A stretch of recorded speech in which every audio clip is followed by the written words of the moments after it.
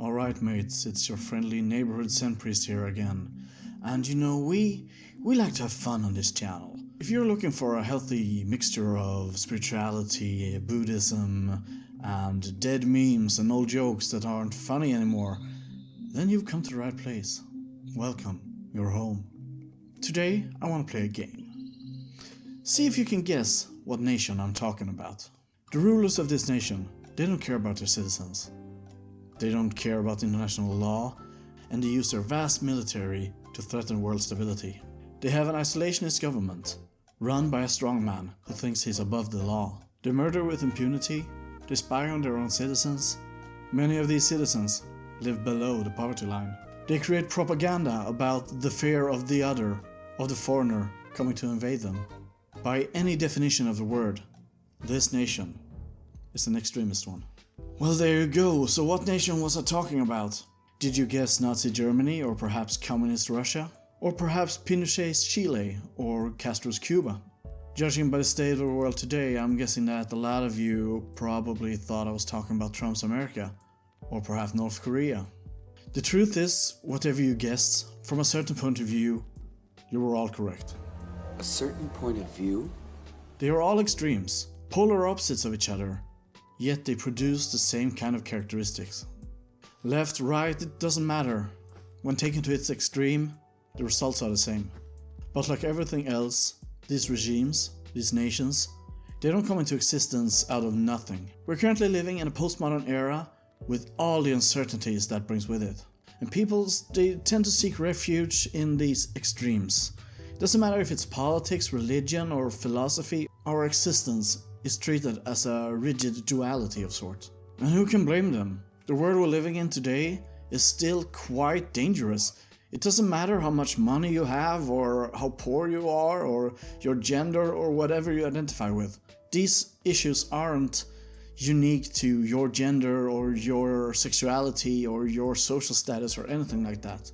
We're all still subject to aging, pain, illness, and death. That's not something we can change. And the path of extremism is a quite comfortable one. It gives you hard and fast answers to how to deal with all of this.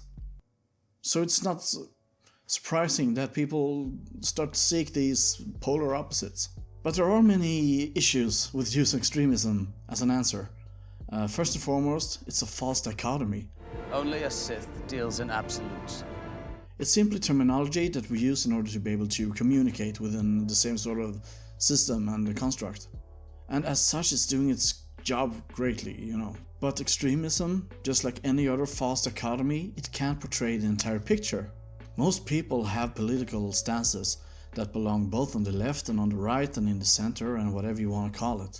As a person who's against privatization of healthcare and education, but still believes in smaller governments, I've been called both a Nazi and a communist. And as a person who is for equal rights for everyone, but still believes that there are biological factors to take into context, I've been called both a feminist and a misogynist. And again, from a certain point of view, I'm sure that's all correct as well. A certain point of view?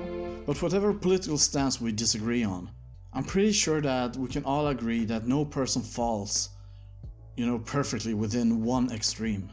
And we all know this, but we still find it proper somehow to put people within these categories. For some reason we still find it okay to distill down their thoughts and ideas into one philosophy, but by doing so we're only creating strawmen.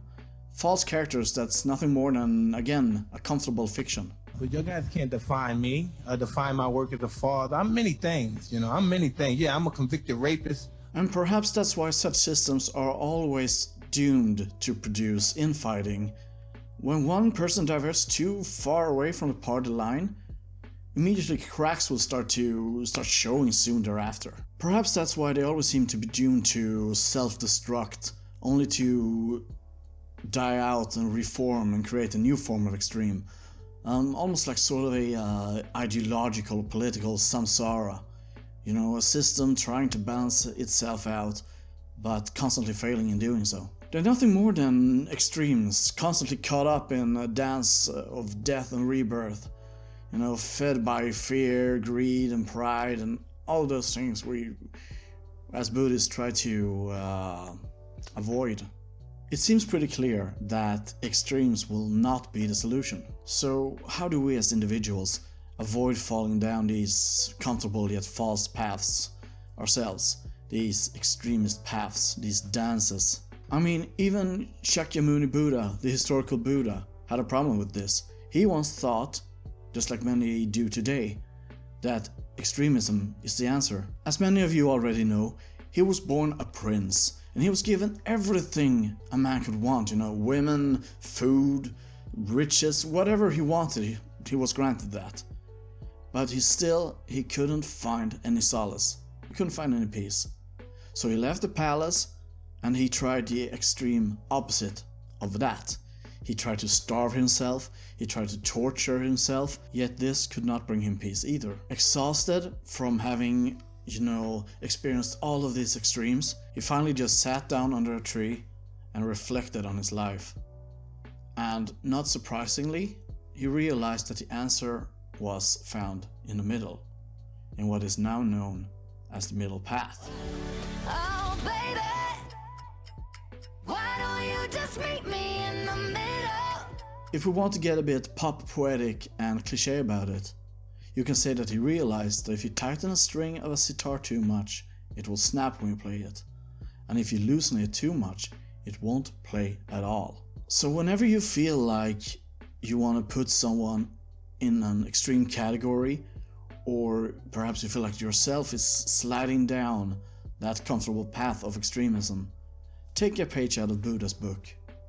Sit down and breathe first before you take any action. Because remember, whatever action, whatever thought you have, it originates in the mind. And if your mind is filled with hate, then your actions will be filled with hate. And your words will be filled with hate. Your thoughts will be filled with hate. But if you fill your mind with compassion, then your words will be filled with compassion, your actions will be filled with compassion, and your thoughts will be filled with compassion. What we need to do is to every day take a few moments out of our time to just sit down and be mindful of our breath, to try to tame that reactionary monkey mind that we all have. We constantly need to check if our strings are too tight or too loose. Will meditating solve all the world's problems? No, probably not, and that's not what I'm saying. Being mindful is only the first step, but it's a crucial one. Before we do anything else, we must first make sure that we're properly tuned, because that's the only way we will be able to make beautiful music. It's as simple as that.